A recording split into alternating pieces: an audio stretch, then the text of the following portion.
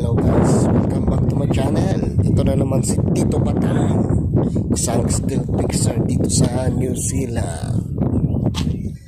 At ngayong araw, ang video natin guys ay papakita ko sa inyo ang aming inuupahang bahay dito sa New Zealand.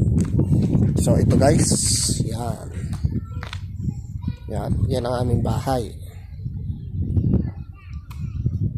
Yan.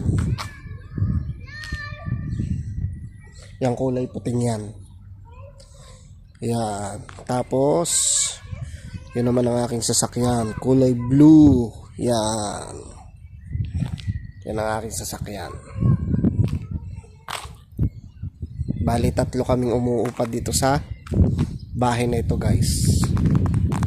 Tigwa $185.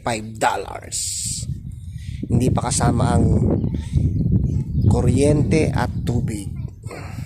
Yan. Tapos ang akin namang sasakyan ay $100 per week.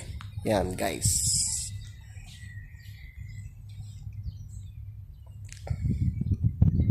Pilipino guys, oh. Kitang may sapatos, may tsinelas. Yan. Hanggang dito na lang guys. Maraming salamat sa panonood. Ito nga pala si Tito Batang. Ingat kayo guys.